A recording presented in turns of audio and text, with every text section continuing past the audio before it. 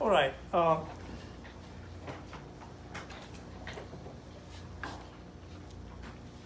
What should corporations do? What should be their goal? Right? When I was a student,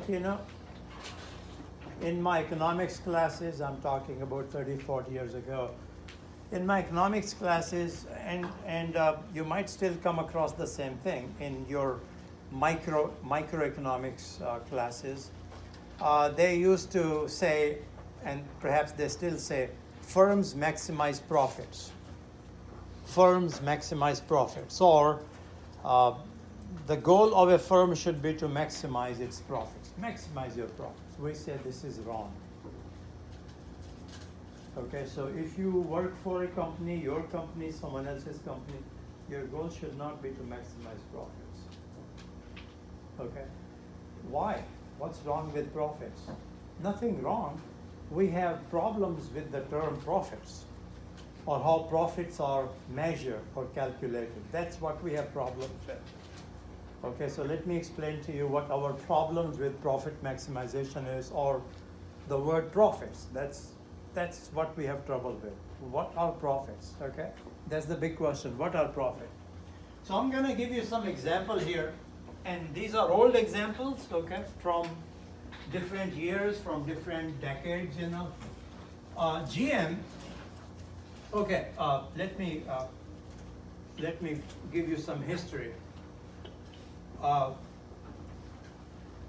Last year, a tax law was passed in 2017. It was effective from 2018. Okay, and I must have shared the information with you. So from 2018 to 2024, okay, for the next 7 years until 2024, if a business invests, say, $1 million in new property, plant, equipment, okay, the business is allowed to write off all of that $1 million in the year of investment. Okay, so if I have taxable income of $1 million and I invest $1 million in setting up a new factory, I can say to the IRS, hey, my income was $1 million, but my investment was $1 million, so I've got zero taxable income. So sorry, I'm not gonna write you a check for taxes this year. You see what I'm saying here? Only for the next, until 2024, this is gonna be in operation until 2024. What will happen after 2024? Whatever used to happen before 2018. So from 2018 to 2024, this is what the new law is. You make an investment, this is to spur employment, okay? The idea is corporations will make more investments. What will happen? People will find more work, you see that? People will find more work, so to produce more employment. So this was the purpose for the change in the law. So what used to happen before was what I'm going to show you. So before 2018 and after 2024, this is what used to happen. So suppose I purchase an asset for $100. Let's keep it simple. $100. Before 2018, the IRS would not let me expense all of these $100 in the year of investment or year of purchase. Okay? Before 2018, the IRS would say, no. This is an investment. Okay? This has a life. Write it off gradually over its expected life. So before 2018, we had something called depreciation. And you must have seen this in your accounting classes. So for example, there are multiple methods for calculating depreciation. One is called the straight line method. So how does the straight line method work? It's simpler for me to refresh your memory on this. So the straight line method would work like this. So this is to find the annual depreciation amount. So before 2018, you could not expense all of this in the year of purchase. You had to write it off gradually. okay, in increments. So annual depreciation expense following this method would be, you take the purchase price, and you divide it by expected life. Number of years over which this asset will be used. And the IRS provides you, guidelines, If it's a research and development equipment, the IRS says you can write it off over 1 year, vehicles over 5 years, and so on and so forth. So here, let's assume this case, the expected life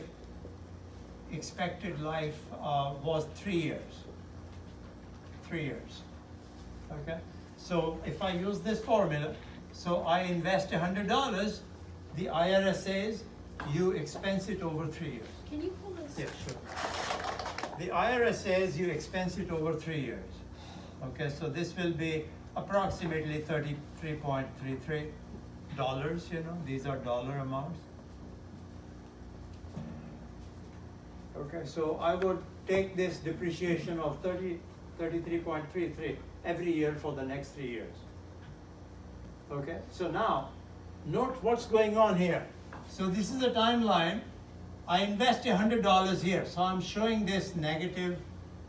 It's a negative cash flow at time period 0. Okay, but then the IRS says, okay, you can claim 33.33 here in year 1, you can claim 33.33 in year 2, and you can claim 33.33 in year 3. So this is actual cash going out, okay? And this is after the fact accounting. This is a non-cash expense. So remember, depreciation is a non-cash expense. It doesn't hit your cash at all. It hit your cash way back when you made the purchase, but now, after the fact, it's a non-cash expense, depreciation.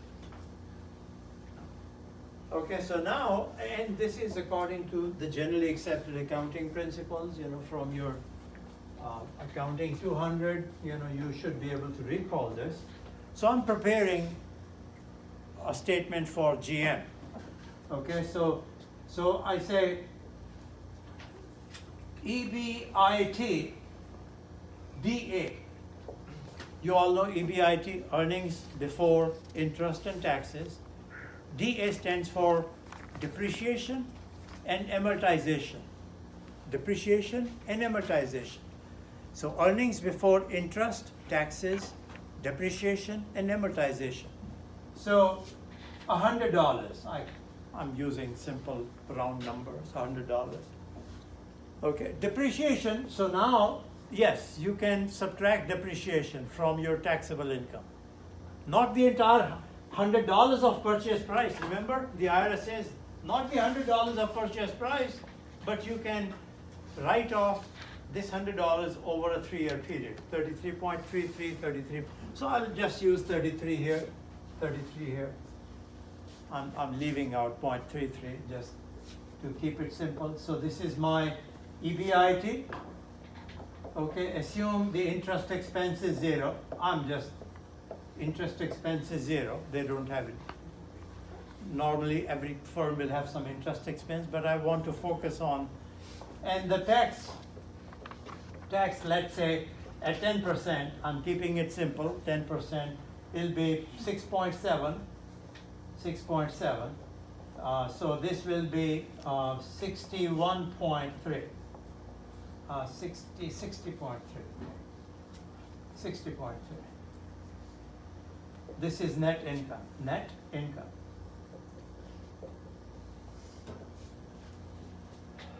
Okay? Anyone has any questions?